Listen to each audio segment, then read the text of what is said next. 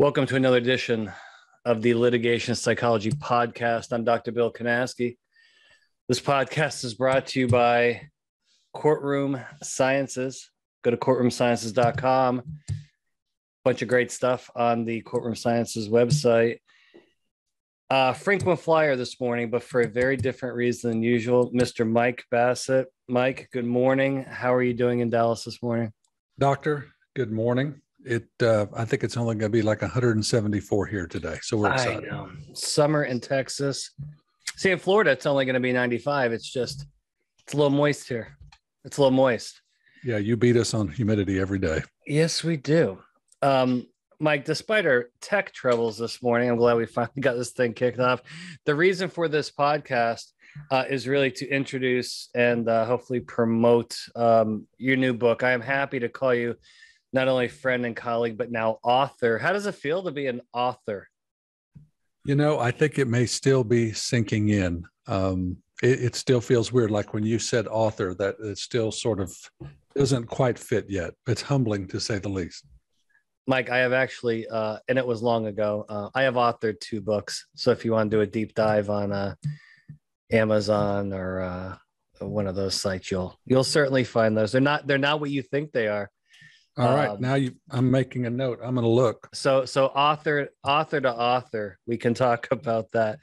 But I think that you'll like what I wrote. Well, the one thing you're going to like, I don't think the youth football coaching playbook's going to help you out, but the other one actually may help your staff.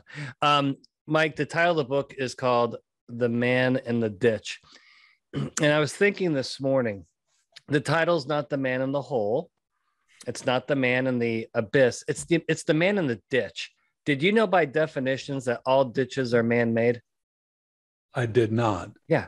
I found a certain irony to that you chose the word ditch, and all ditches by definition are man-made. Tell us without giving us too much information about the book and the story, which we'll talk a little bit about. We'll give some hints. What is the ditch? You know, I think the ditch is a place that you find yourself, Bill, in life. Some ditches are deeper than others. Many of them are self-made ditches. Some are made for you and you're pushed in them.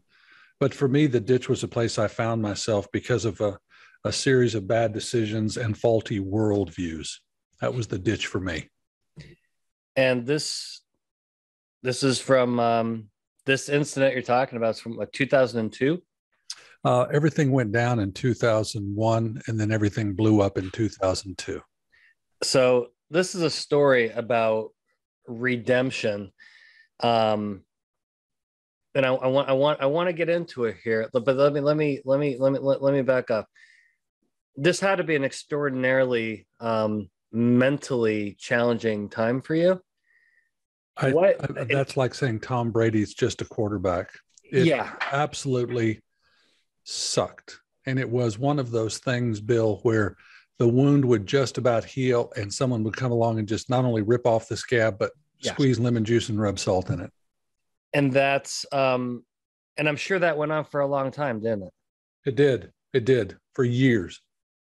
And yeah, this is really a terrific story. And again, I'm gonna get to it. Do you think that people in your profession, particularly more specifically trial attorneys, tend to be more susceptible to the ditch than other people or other professions? I do. You and I visited about this when we were on the phone the other day. Yeah. My experience has been, and you know, I see the world through my lens. But in 34 years of trying lawsuits, I think I have seen that trial lawyers are a different breed to begin with. They're probably very, I will not say egotistical because that sounds pejorative. Most of them have a very strong ego. And I think that they run, oftentimes they can be super focused, and then at times maybe not so focused.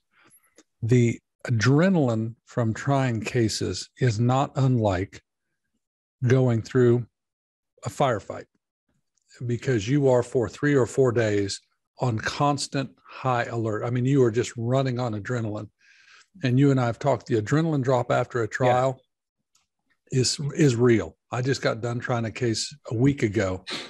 We got the verdict on a Wednesday afternoon, and Thursday and Friday, if I was running half speed bill, that was being generous. So yes, overall, I think a lot of trial lawyers, myself included, are very susceptible to the siren song that can end you up in the ditch. And we've talked a lot about mental health, particularly this year, but mental health for attorneys, I think it's finally getting, I think across the board, it's actually getting a lot more respect and a lot more attention.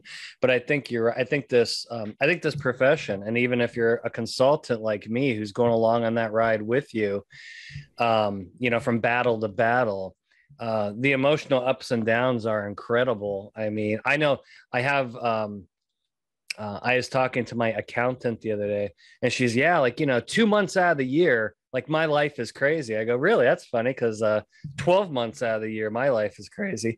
So, and I certainly have empathy in March and April for the accounting folks up there, but I think it's just not the same. Mike, before we get into I want to get that 30,000-foot view of your story. Talk to me about the importance of failure in professional development. Oh, I think without failure, nobody's going to develop. Nobody learns anything, Bill, when the sun is shining and the clouds are not in the sky and it's all blue. It's nice. Don't get me wrong, but you're not going to grow. I mean, from a physiological perspective, the only way things grow is if they're broken down and torn apart. And I think that failure is our greatest teacher. It's a horrible teacher. I wish it didn't have to be that way. But you look back in your career, and I can look back on mine. My biggest moments of growth have arisen out of the times that I failed. Agree. Yes. But you had to fail first. Had to. And you can't be afraid of failure. Because otherwise you never get in the batter's box because you're afraid of striking out or grounding out or getting hit in the head. Yeah. Let's I'm going to take a step to the side here and another topic that's come up a lot, not during just this podcast, but it's a very popular topic just in the legal industry. And there's two headaches that trial attorneys have right now: millennial jurors and millennial attorneys. Let's actually talk about millennial attorneys. We could talk about jurors a different time. Millennial attorneys, I've heard nothing but complaints about. They see failure very different than the boomers, the Gen Xers. There seems to be this, like, you're almost not allowed, like, failure is unfair. And if I failed, then obviously I've been cheated or I've been misguided. I got screwed versus personal responsibility, accountability. And you see a lot of these, again, this is not a popular topic. It's an important topic, Mike, because it's affecting everybody that I've talked to, is you have this mass of millennial attorneys bouncing around to jobs, bouncing, either because they fear failure or they failed and they cannot redeem themselves and they don't want to, it's a weird phenomenon, but you know what I'm talking about, right?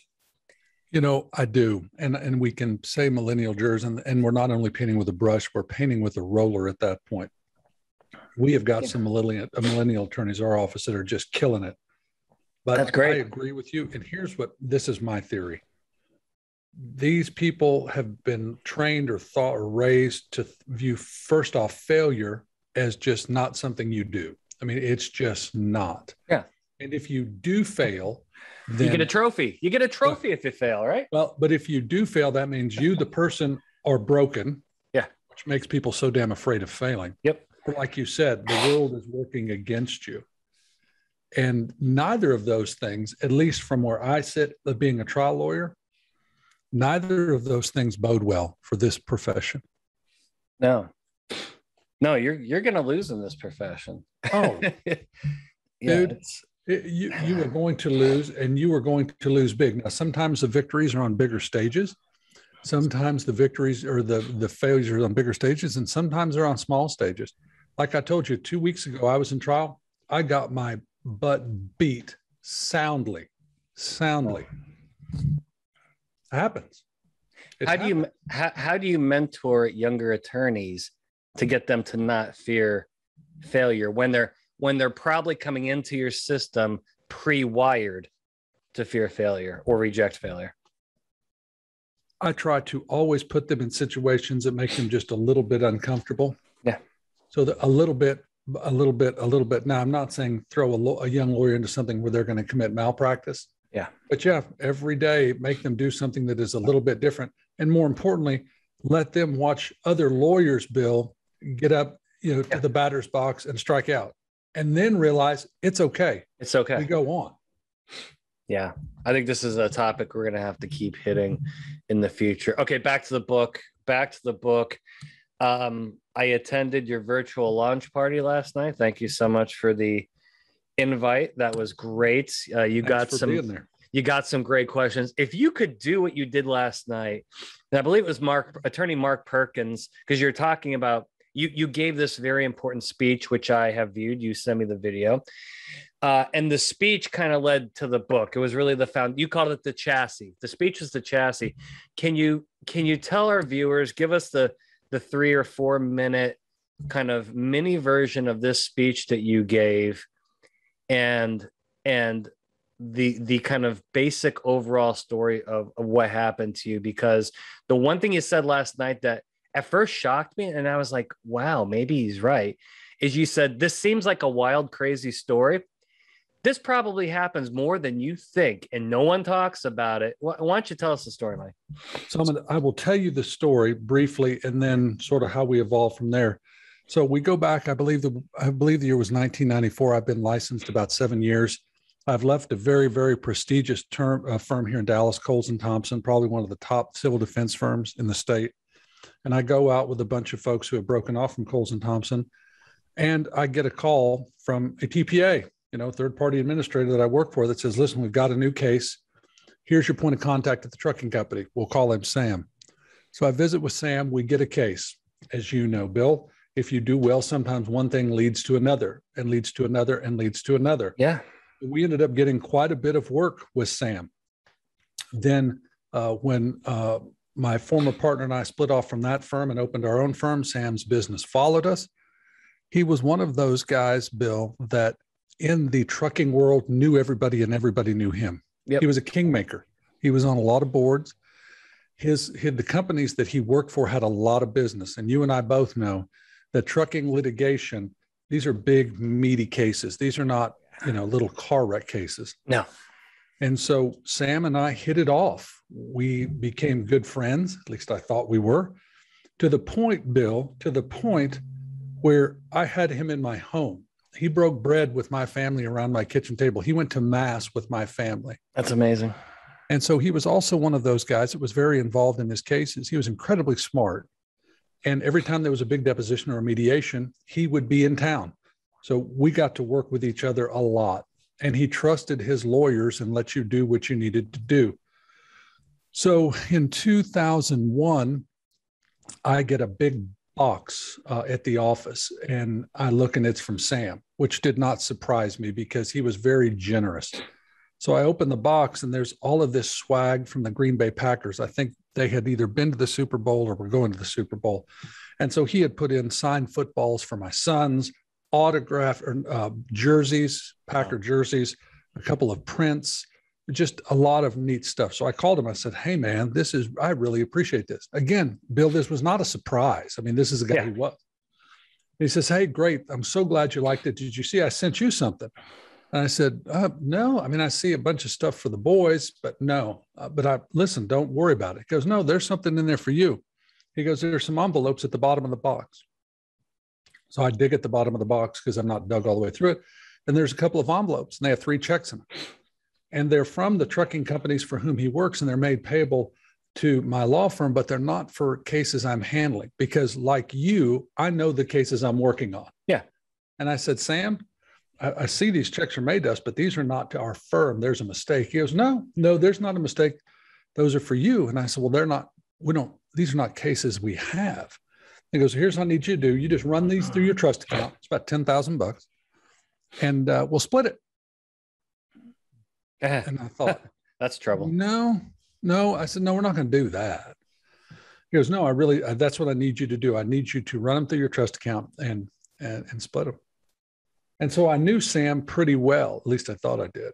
And I knew that sometimes he lived fast and loose. I said, Sam, do you need money? I mean, if you need $10,000, I'll loan it to you if you need it. I mean, if you're in a bad way. He goes, no.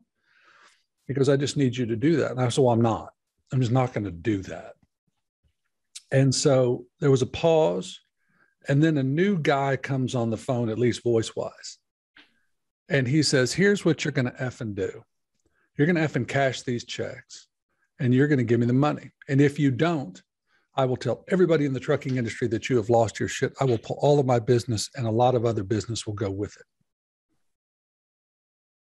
it. So now you're like, okay, my career versus, hey, doing this to calm this guy down. At that point, my best memory is that was about $500,000 a year in business. Yeah. It's a lot of money. And so I cashed the checks. You cashed the checks. That's the story. That is the story in a nutshell. Yeah. And that was a mistake. Yeah. Huge mistake. And you'll have to buy the book to read what happened. But what happened was, in the end, and maybe it was somewhat of a rocky path. Describe the feeling of redemption, because that's what the millennial attorney needs to figure out, is that, yeah, well, failing sucks. The feeling of redemption could be the greatest feeling in the world.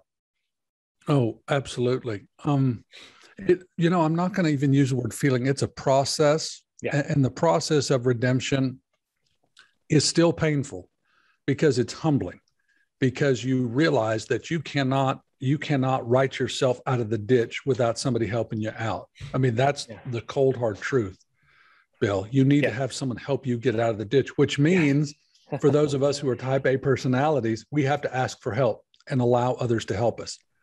And I don't know about you, but that's not something that came easy to me. No, that's more difficult. I'm fortunately learning how to do more and more of that. As your so the process of redemption, really, I think it transforms you. If you truly work through these mistakes that you make and you come out the other side, like I say in the book, everybody's going to end up in the ditch. You will end up in the ditch. Hopefully it's not as deep as mine, but there were some that were deeper than mine. You can stay in the ditch. You can certainly do that. And you and I know people that do. They fail or something bad happens to them in life. Now, mine was completely self-inflicted. But, Bill, it just as could have easily been where I did nothing wrong. And, hell, it's a cancer diagnosis. A family member gets taken too early. Yeah. And a lot of people stay in the ditch. But I don't think that's where you need to be. And then if you come out of the ditch, then the question is this, Bill: do you come out a bitter, smaller, pissed off version of yourself, which you can do, or do you come out a better version of yourself? And like I say in the book, the choice is ours. It's not an easy choice, and it's not easy to do. But I think that's one of the greatest gifts we have, is we can say, you know what, this happened to me. I can't change that, but boy, what I can control is how I handle it. And through that process of redemption, I think it makes you a better version of yourself. It makes you more compassionate. It makes you fearless, dude. Yeah. Yeah. What's a jury going to do to me when I try a case for a client and I lose? Nothing. Yeah, exactly. It puts things really in perspective. Absolutely. It really does. If you let it. If you let it. What this is a rhetorical question. What class in law school taught you how to deal with situations like these? Or let me guess, there was no class, was there? No. How do and I don't even know. I mean, because I'm sure this would not be a very popular conference topic at a legal conference. But this, again, like you said last night, situations like this probably happen all the time, maybe not to the extreme of your situation, maybe more subtle versions. How do you mentor and teach? I'm assuming you tell your young attorneys, listen, if you feel something slimy is going on, come to me and tell me, right? I mean, absolutely. So first off, there was no class in law school that taught this. Now they teach you ethics, which is, I mean, important, don't get me wrong, but there's no meat on the bone about the stories. I believe that this is a talk, and this is a topic that needs to happen at all legal conferences. I'm going to be so bold. Yeah. And law students need to hear this talk, because if you're not exposed to it, when it happens to you, you're shamed. You keep it a secret. You think you're the only person that's ever done something this stupid. And so I think that we need to have this discussion more and more. And you say, well, maybe it didn't happen as severely as I did. Let me tell you, I have heard a couple of stories after giving this talk over a cocktail that I'm like, wow. That probably were never told before your story because people were scared or embarrassed or. Oh, absolutely. A bunch of, I've never told anybody this, or nobody knows this happened to me on both sides of the docket, friend, on both sides of the docket. Mm-hmm. It's really amazing. Yeah, it's amazing. But to your point, I think we need to get it out there, because then people will come forward. And my goal is to help people before they get to the ditch. And if you end up in the ditch, that's where you are. But man, if I would have not been so bold and arrogant and insecure, I would have made a lot different decisions. Wow. You mentioned, and by the way, I read the whole book cover to cover in one sitting. It was fantastic. You had mentioned right before this incident with Sam, you had mentioned kind of the glowing pride and confidence you had as an attorney, maybe even to the point of arrogance. And you've heard the phrase, pride comes before the fall. Talk to me about how you have to be careful with pride, because it can come back to bite you. Yeah. So, I mean, at this point, this all happens. You're a hot shot. You're a hot shot. Yeah. You're hot shit, right? Yeah. Yeah. I'm a 13-year lawyer. I'm on boards of national organizations. I've got some blue chip clients. I'm, trying cases for clients in other states. Yeah. I mean, I thought I was really high speed, low drag. The problem was I believed it. Now, don't get me wrong. You and I both know, as a trial lawyer, when you get ready to start picking a jury, you better believe you're going to win. Yeah. Otherwise you're going to lose for sure.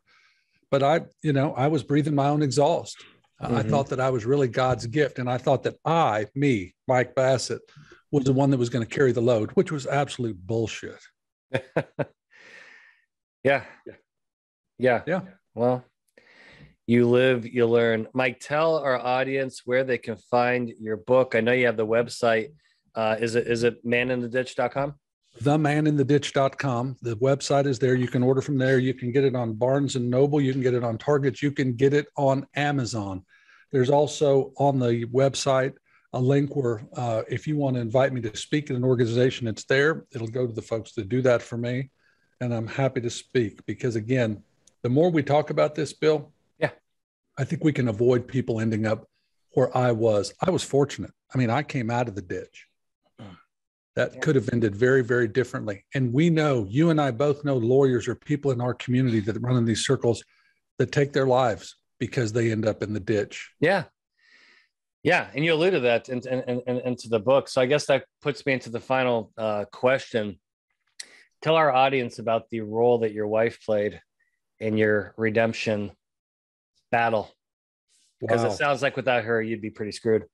Oh yeah, dude. I mean, people have said that the title of the book needs to be "The Man in the Ditch, the Luckiest Son of a Bitch in the World with a Great Wife." And yeah.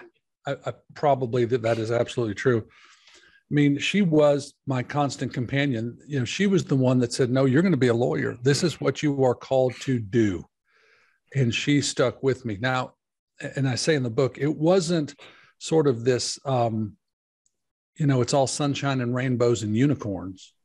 There were some hard conversations. Sure. But she was there the whole way. And that's one of the things I talk about in this book is loyalty. And one of the things that is so important to me, even more important than it was before, is loyalty. Because when you are in the ditch, a lot of people tend to just ignore you. There are people that you and I know, that we have spoken about, that you don't know this, that when I went in the ditch, they would not only not return my calls, but they actively went and sought out my work. Amazing. It happens. It happens. Yeah. So, but without Liz, without my wife, I'm a dude sitting on a stoop drinking a 40. Yeah. Mm-hmm. Yeah. No, I understand what you're saying. And I really congratulate you. And I hope this book's really successful. Hope you start the speaking tour. Now I asked you last night and I didn't get an answer, and you've had 12 hours to think about this. So when the epic movie comes out, I mean, who's going to play Mike Bassett? Is it Tom Cruise? Because listen, remember the movie The Firm? Yep. It's kind of you got a little similar style here, and Tom knocked it out. I'm going Tom Cruise on this. What do you think? I did think about it last night because I told my wife, I said, leave it to Kanasky to ask this off the wall question. Yes. And I thought about it, and who I want to play the movie that will never happen, by the way? Me, Mark Ruffalo. Interesting. Mm-hmm. Interesting. Good actor. Mm-hmm. Good actor. Either that or Billy Bob Thornton, because he is just too damn weird. He is very strange. He is very, very strange. Well, Mike, thank you so much for being on the podcast. You and I have pretty much almost talk on a daily basis, and I appreciate that. Looking forward to having a very busy fall with you, both with witness trainings, hopefully a couple mock trials here and there, because we got some big battles coming up, don't we? We do. We do. Thank you very much for having me, Bill. I really appreciate it. No, thank you for coming on. And for our audience, thank you very much for participating in this latest edition of the Litigation Psychology Podcast. We will see you next time.